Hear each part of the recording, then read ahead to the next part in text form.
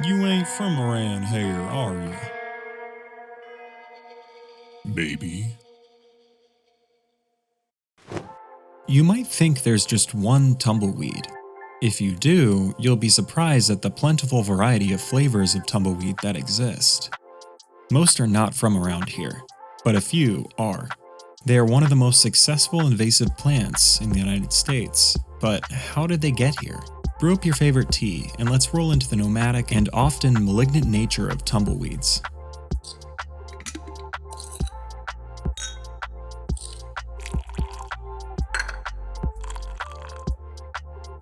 The stereotypical tumbleweed that you see in westerns is usually Salsola tragus, aka the Russian thistle. Often depicted rolling across the road, this icon is intertwined with the idea of the Wild West. So much so that it would lead one to believe it was always here, but it wasn't always a feature of the United States. It hails from Europe or Asia and was likely accidentally exported in a shipment of flax seeds to South Dakota in the late 1800s. Dude, I thought we got flax. What is this spiky shit growing here? I don't know, dude, but I don't like it. The genus Salsola contains several species that are invasive in the United States. So while Salsola tragus is the main type of tumbleweed, plenty of its family members became expats as well. Once the tumbleweed was here though, it quickly spread along the railroads as its seeds made their way into grain shipments. Since there were no natural predators to the tumbleweed in the Americas, the tumbleweed thrived unabated. Today it is now a nuisance across the plains, the Southwest, and it occurs through most of the United States. There are even new hybrids between different species of Salsola, so they've been putting in work. The tumbleweed's secret technique is something most plants can't achieve: mobility. Once it sprouts, the plant grows into a large globular bush with spiny silvery green foliage. Then it flowers and develops seeds, and once the growing season ends, the plant dries up, turning brown. The stem base of the plant becomes brittle, snaps, and with a gust of wind, the once living plant becomes a seed-filled carriage, spreading its babies wherever the wind takes it. One of these tumbleweeds can contain up to 200,000 seeds, and sometimes more. Salsola tragus has small red flowers that cover the bush, and they're wind-pollinated so they don't have to rely on insects for reproduction. This pollen flying through the wind can cause problems for people with allergies, and it's not just the pollen that people are allergic to. Some people are allergic to the entire tumbleweed itself. This plant is covered in sharp, spiny leaves, so for those with allergies, a scratch from a tumbleweed can cause dermatitis and infections. The odd tumbleweed here and there can be quite charming, but what about hundreds? There have been many instances where the tumbleweed is grown so fervently that once they begin to roll, they roll 100 deep or more.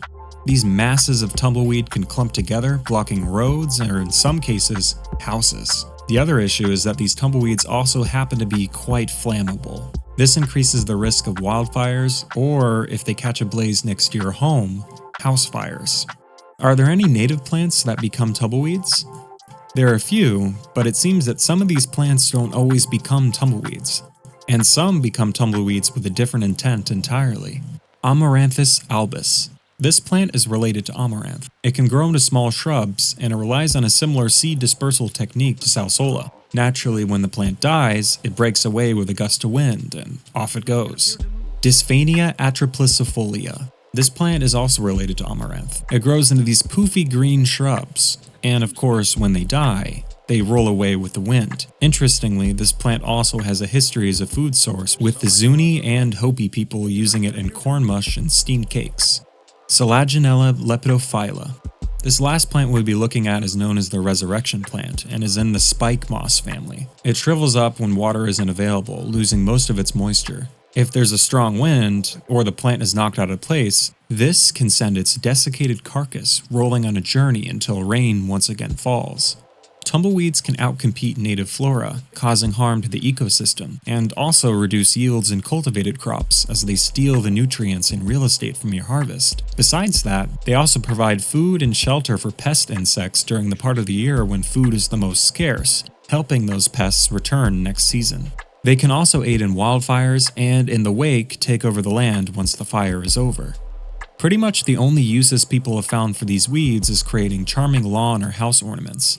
Apparently, when they're young, the tender green shoots can be eaten, but it's advised they are cooked first to remove some of the oxalates, which these plants can be high in. Once they get big and woody, though, they become bitter and inedible. I've never tried the young green tumbleweed shoots, but next time I see some, I'll definitely be trying it. If they're tasty, maybe we could just eat the problem away. There's also evidence that these plants are very good at extracting toxins and heavy metals from soil, so they could be potentially useful for cleaning up pollution, but then you're left with the problem of eradicating them afterwards, which is very difficult to do.